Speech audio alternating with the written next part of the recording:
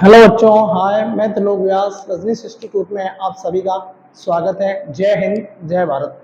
जैसे कि हमने पिछले वीडियो के अंदर देखा था गुट निरपेक्ष आंदोलन। गुट निरपेक्ष क्या है? अर्थात विश्व के अंदर उस समय दो महाशक्तियों का उदय हुआ था। अर्थात विश्व जो था दो गुटों के अंदर बटा हुआ था। इन दोनों ही गुट में शामिल न होना गुट निरपेक्ष कहलाया। अब गुट निरपेक्ष को परिभाषित करना थोड़ा मुश्किल है, लेकिन हम गुट निरपेक्ष क्या नहीं है, हम इसको क्या कर सकते हैं, परिभाषित कर सकते हैं। अर्थात गुट निरपेक्ष क्या नहीं है, इसको अपन काफी हद तक क्या कर सकते हैं, परिभाषित कर सकते हैं। उसके अंदर पहला आता है पृथकतावाद। क्या है पृथकतावाद? पृथकतावाद का मतलब हो गया अंतरराष्ट्रीय मामलों से अपने आप को काट कर रखना। अर्थात कहने का मतलब हो गया अंतरराष्ट्रीय मामलों में अपने आप को एकदम से काट कर रखना। अर्थात इन दोनों महाशक्तियों के अंदर आपस में युद्ध हो रहा है या इन दोनों महाशक्तियों के देशों के अंदर आपसी झगड़े हो रहे हैं, तो उनसे अपने को कोई मतलब न रखना, यह कहलाता है पृथकतावाद। जबकि हमारा गुट निरपेक्ष जो था पृथकतावाद नहीं था। अर्थात गुट निरपेक्ष ने पृथकतावाद की नीति को नहीं अपनाया था। 1787 अब पृथकतावाद क्या है? 1787 से प्रथम विश्व युद्ध तक अमेरिका ने अपने आप को अंतरराष्ट्रीय मामलों से अलग रखा। इसका कहने का मतलब ये हो गया, अमेरिका ने 1787 के अंदर जब वो स्वतंत्र हुआ था, वहां से लगाकर 1787 में जब वो आजाद हुआ था, वहां से लगाकर प्रथम विश्व युद्ध तक उसने अपने आप को क्या रखा था, अलग रखा था। अर्थात कहने का मतलब ये हो गया, उसने इस समय अपनी पृथकतावाद की नीति को क्या किया था, अपनाया था। जबकि हमारा गुट निरपेक्ष जो है वो पृथकतावाद नहीं था। दूसरा था तटस्थता भी नहीं है। अर्थात कहने का मतलब ये हो गया, गुट निरपेक्ष जो है वो तटस्थता भी नहीं है। तटस्थता का मतलब हो गया युद्ध में शामिल ना होने की युद्ध नीति रोकने में भूमिका। अर्थात कहने का मतलब ये हो गया तटस्थता भी नहीं था। तटस्थता का मतलब ये हो गया युद्ध में शामिल न होना या युद्ध को रोकने के प्रयास न करना या विश्व में शांति बहाली न करना, ये भी क्या कहलाता है, तटस्थता कहलाता है। ऐसा भी नहीं था। अर्थात कहने का मतलब है गुट निरपेक्ष जो था ऐसा भी नहीं था। गुट निरपेक्ष देश अन्य देशों के युद्ध टालने की कोशिश हो रहे युद्धों के अंत के लिए भी प्रयास किए। अर्थात कहने का मतलब ये हो गया गुट निरपेक्ष ऐसा भी नहीं था कि युद्ध को न टाले या विश्व में शांति की बहाली न करे, ऐसा कुछ भी नहीं था।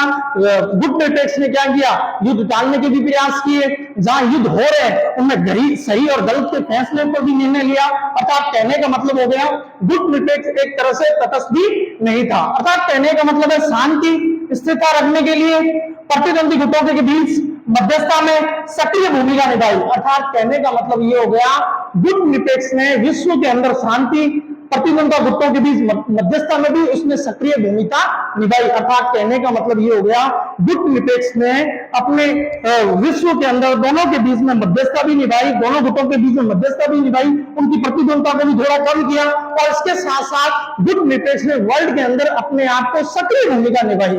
सक्रिय भूमिका निभाई, न कि तटस्थता।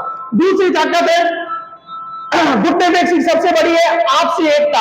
आपसी एकता का मतलब क्या हो गया?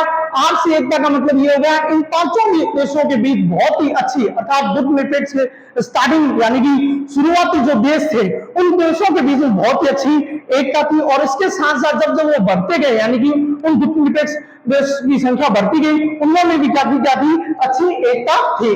किसी भी खेमे में शामिल ना होना, इसका मतलब ये हो गया जिस गुट निरपेक्ष में जो देश शामिल है वह किसी भी खेमे के अंदर शामिल नहीं होगा, अर्थात किसी भी गुट में शामिल नहीं होगा। नौ अंतरराष्ट्रीय अर्थव्यवस्था। अब इसका अध्ययन हम गुट निरपेक्ष के अंदर क्यों करना चाहेंगे? इसलिए करना चाहेंगे कि नौ अंतरराष्ट्रीय आर्थिक व्यवस्था का मतलब ये हो गया उस गुट निरपेक्ष के अंदर वह काफी देश ऐसे थे जो उस समय अर्थात गुट निरपेक्ष के समय काफी वह देश थे जो क्या हुए थे, नौ स्वतंत्र हुए थे। नौ स्वतंत्र हुए अर्थात कहने का मतलब हो गया गुट निरपेक्ष आंदोलन में शामिल अधिकांश देशों को अल्प विकसित देश का क्या दिया गया, दर्जा दिया गया। अर्थात गुट निरपेक्ष के अंदर काफी ऐसे देश थे जिनको क्या दिया गया, अल्प विकसित देशों का क्या दिया गया, दर्जा दिया गया। अब उनके सामने क्या थी, चुनौतियां थी। किनके सामने चुनौतियां थी? उन देशों के सामने क्या थी, तीन चुनौतियां थी। पहला था आर्थिक विकास करना। किनको आर्थिक विकास करना? वह देश जो उस समय क्या शीत युद्ध के दौरान क्या हुए थे, नए स्वतंत्र हुए थे, उनकी पहली चुनौती ये थी उनका क्या करना, आर्थिक विकास करना। दूसरी चिंता उनकी थी अपनी जनता को गरीबी से उबारना, अर्थात वह देश के सामने दूसरी चुनौती ये थी, जो नौ स्वतंत्र हुए थे उनके सामने यह चुनौती थी कि उनको गरीबी से क्या करना था, उबारना था। किनको गरीबी से उबारना था? वह देश जो गुटनिरपेक्ष में क्या हुए, शामिल हुए थे, लेकिन इसके साथ साथ वो उसी समय क्या हुए थे, स्वतंत्र भी हुए थे। कौन से समय में? शीत युद्ध के दौरान जो थे स्वतंत्र हुए थे। टिकाऊ विकास से ही सही मायनों में आजादी, इसका कहने का मतलब हो गया टिकाऊ विकास से ही सही मायने में आजादी। अर्थात कहने का मतलब है आजादी तभी उन देशों की मानी जाएगी जब उनमें क्या होगा, टिकाऊ विकास होगा। सही मायने में वही उनकी क्या होगी, आजादी हो गई। वो स्वतंत्र होते हैं, वो आजादी नहीं मानी जाएगी। अगर उनका विकास हो रहा है तो सही मायने में वही क्या मानी जाएगी, उनकी आजादी मानी जाएगी। इसी के साथ जन्म होता है नौ अंतरराष्ट्रीय आर्थिक व्यवस्था का। इसी के साथ इनका होता है नौ अंतरराष्ट्रीय आर्थिक व्यवस्था का क्या हो जाता है, जन्म हो जाता है। इसी क्रम में आगे बढ़ते हुए वैश्विक व्यापार प्रणाली में सुधार 1972। अल्प विकसित देशों को अपने उन प्राकृतिक संसाधनों पर नियंत्रण प्राप्त होगा जिनका दोहन पश्चिम के विकसित देश करते रहे हैं। अर्थात कहने का मतलब ये हो गया, वह देश जो अल्प विकसित हैं, जो गुटनिरपेक्ष आंदोलन में शामिल है, अब उन देशों पर, उनके संसाधनों पर उन्हीं का ही अधिकार होगा, पश्चिम के देशों का अधिकार नहीं होगा। जो पश्चिम के विकसित देश है उनका उन पर कोई अधिकार नहीं होगा, क्योंकि अब वो क्या हो चुके हैं, स्वतंत्र हो चुके हैं। अब उनके संसाधनों पर उनका ही अधिकार होगा। ये था अपना वैश्विक व्यापार प्रणाली सुधार 1972। अब विकसित देशों की पहुंच पश्चिमी देशों के बाजार तक होगी, वे अपना सामान बेच सकेंगे और इस तरह गरीब देशों के लिए व्यापार फायदेमंद होगा। अर्थात कहने का मतलब ये हो गया, अब वह अल्प विकसित देश जो है वो अपना सामान जो है पश्चिम के देशों के बाजार में बेच सकते हैं और वह बेचकर अपनी गरीबी को क्या कर सकते हैं, अर्थात अपनी गरीबी जो उनके देश में व्याप्त है उसको क्या किया जा सकता है, कम किया जा सकता है। इसका कहने का मतलब ये हो गया, अब ये जो अल्प विकसित देश है जो पश्चिम के बाजारों में क्या करेंगे, अपने सामान को बेचेंगे और अपनी गरीबी को क्या करेंगे, समाप्त करेंगे या कम करेंगे।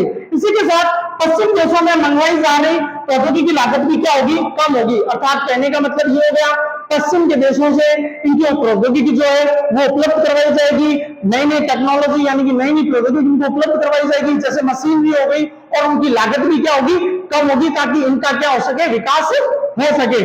अब विकसित देशों की अंतरराष्ट्रीय आर्थिक संस्थानों में भूमिका बढ़ेगी। अर्थात इसका कहने का मतलब ये हो गया, यह अल्प विकसित देश जो गुटनिरपेक्ष आंदोलन में शामिल है उनमें अंतरराष्ट्रीय संस्थानों में शामिल भूमिका भी बढ़ेगी। अर्थात कहने का मतलब हो गया, अंतरराष्ट्रीय आर्थिक संस्थाओं में उनकी भूमिका भी बढ़ेगी। किनकी भूमिका बढ़ेगी? यह जो अल्प विकसित देश है जो गुटनिरपेक्ष आंदोलन में शामिल है।